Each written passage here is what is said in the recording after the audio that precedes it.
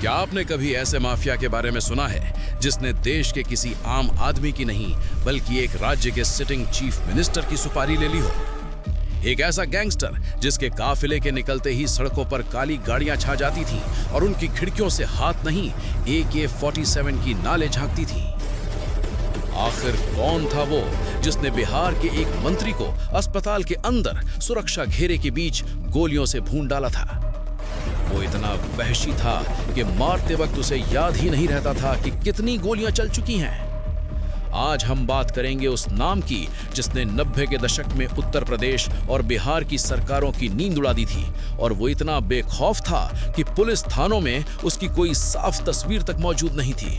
गोरखपुर, एक ऐसा शहर जहां दिन की शुरुआत मंदिरों की घंटियों और शंखनाद से होती है। ये वही भूमि है जिसे बाबा गोरखनाथ की तपस्थली के रूप में जाना जाता है। आस्था और परंपरा से भरी ये धरती एक समय अपनी शांति के लिए पहचानी जाती थी, लेकिन इतिहास गवाह है कि जहां रोशनी सबसे ज्यादा होती है वहां अंधेरा भी उतना ही गहरा होता है। इस महान शहर की कोख से एक ऐसा नाम उभरा जिसने अपराध की दुनिया के सारे पुराने नियम बदल दिए।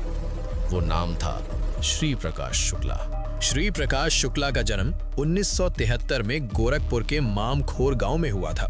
वो एक साधारण पहलवान था और पहलवानी का शौक रखता था, लेकिन 1993 में जब उसकी बहन के साथ राकेश तिवारी नाम के एक लफंगे ने छेड़खानी की तो श्री प्रकाश ने पुलिस का इंतजार नहीं किया। उसने उस लड़के को बीच सड़क पर तब तक पीटा जब तक उसकी सांसें नहीं थम गई। केवल 20 साल की उम्र में उसने अपना पहला मर्डर कर दिया था। उस समय गोरखपुर में दो बड़े गुटों के बीच वर्चस्व की जंग चल रही थी। एक तरफ थे हरिशंकर तिवारी और दूसरी तरफ वीरेंद्र शाही। इस मर्डर के बाद वो बाहुबली विधायक हरिशंकर तिवारी के संपर्क में आया और पुलिस से बचने के लिए बैंकॉक भाग गया। लेकिन जब वो लौटा तो उसकी मुलाकात बिहार के बाहुबली सूरजभान सिंह से हुई और यही उसकी जिंदगी हमेशा के लिए बदलने वाली थी।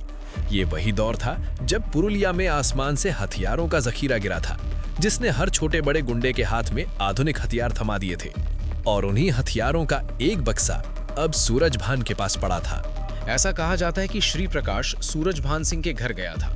वहां मेज पर रखा AK-47 देखा गया, जिसे उस समय यूपी पुलिस भी सिर्फ फिल्मों में देखा करती थी। श्री प्रकाश ने कहा कि उसे बस ये खिलौना चाहिए। सूरजभान ने मुस्कुराते हुए बताया कि ये खिलौना यूं ही नहीं मिलेगा। शर्त ये रखी गई थी, शाही के आदमी रास्ते से हटाए जाएं और रेलवे के टेंडर सूरजभान के पास हो, तब AK-47 श्री प्रकाश के पास दी जाएगी। उस दौर में रेलवे के टेंडर मामूली ठेके नहीं होते थे, बल्कि करोड़ों की खुली लड़ाई होते थे। एक ही साइन से सालों का पैसा बन जाता था और एक टेंडर पूरी गैंग की किस्मत बदल देता था। जिसके हाथ रेलवे आ गया, समझो उसके पास ताकत भी थी और बेशुमार पैसा भी। जब उसके हाथ में AK-47 आई तो उसका रुतबा अचानक कई गुना बढ़ गया। अब जब वो अपने काफिले के साथ निकलता तो गाड़ियों के शीशे आधे खुले होते थे और उनसे झांकती बंदूकों की नालें ही लोगों को सब कुछ समझा देती थी। वो अपने दोस्तों के बीच अक्सर हंसते हुए डींगे हाँकता था, अरे भाई अब तो मैं इतना बड़ा आदमी बन गया हूँ कि हर रोज मेरे टेलीफोन का खर्चा ही 5000 रुपए है। लेकिन उसे अपना असली दुश्मन याद था, वीरेंद्र प्रताप शाही। 31 मार्च 1997, लखनऊ का इंदिरा नगर। श्री प्रकाश अपनी काली गाड़ी से उतरा, हाथ में वही AK-47 थी। उसने वीरेंद्र शाही को देखा और गोलियों की बौछार कर दी। उस दिन उसके सिर पर खून की ऐसी सनक सवार थी कि उसने एक या दो नहीं, वीरेंद्र शाही को कुल 105 गोलियां मारी। इस हत्याकांड ने पूरे उत्तर प्रदेश को हिलाकर रख दिया। यूपी के बाद बारी थी बिहार की। 13 जून 1998, पटना का IGIMS अस्पताल। निशाना थे बिहार सरकार के मंत्री ब्रिज बिहारी प्रसाद। श्री प्रकाश और उसके साथियों ने अस्पताल के अंदर घुसकर AK-47 के मुंह खोल दिए। सुरक्षा कर्मी कुछ समझ पाते उससे पहले ही श्री प्रकाश ने बिहार के मंत्री को दिन दहाड़े अस्पताल के कैंपस में मौत की नींद सुला दिया। अब श्री प्रकाश को लगने लगा था कि वो भगवान बन चुका है। वो अंधविश्वास के गहरे जाल में फंस गया था। कहते हैं किसी अघोरी की बात पर श्री प्रकाश को यकीन हो गया था कि अगर वो 101 हत्याओं का आंकड़ा छू ले तो वो अजय बन जाएगा, फिर कोई ताकत उसे हरा नहीं पाएगी। और उसके बाद हर एक मौत उसके लिए सिर्फ एक हत्या नहीं रही, बल्कि उस गिनती तक पहुंचने की एक और सीढ़ी बन गई। वो उसी सीढ़ी पर चढ़ता गया, हदें पार करता गया और इंसान से धीरे धीरे हैवान बनता चला गया। इसी सनक में उसने वो गलती कर दी जो उसकी मौत का वारंट बन गई। उसने यूपी के मुख्यमंत्री कल्याण सिंह को मारने की 6 करोड़ की सुपारी ले ली। सीएम की सुपारी की खबर से सरकार हिल गई। सूचना मिलने के बाद तुरंत बैठक बुलाई गई। सरकार ने सबसे बेहतरीन अफसरों को चुना और एक विशेष टीम बनाई। यही बनी UP STF, special task force, जिसका सिर्फ एक मकसद था, श्री प्रकाश शुक्ला को पकड़ना। मुसीबत ये थी कि पुलिस के पास उसकी फोटो नहीं थी। उसने साफ चेतावनी दे रखी थी, जो भी उसकी फोटो पुलिस को देगा उसे सिर्फ 24 घंटे में खत्म कर दिया जाएगा।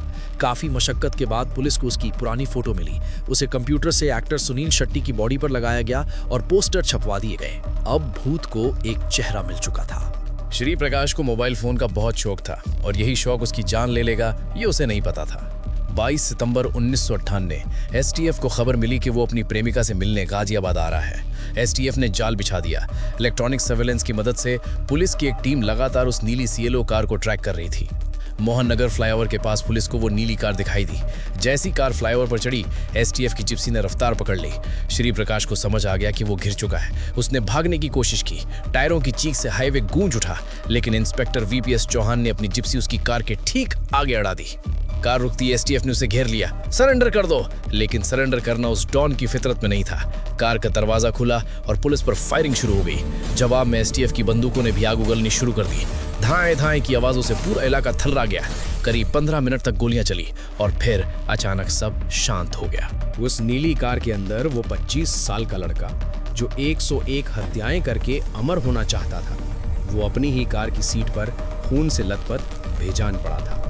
उसकी गिनती अधूरी रह गई। उस दिन गाजियाबाद की उस सड़क पर सिर्फ एक अपराधी नहीं मरा था, बल्कि डर का एक पूरा साम्राज्य ढह गया था। श्री प्रकाश शुक्ला का खात्मा यूपी एसटीएफ का पहला और सबसे बड़ा ऑपरेशन था। गोरखपुर की गलियों से निकला शिव प्रकाश अपराध की दुनिया का श्री प्रकाश बनकर इतिहास के पन्नों में हमेशा के लिए दहशत का दूसरा नाम बनकर रह गया।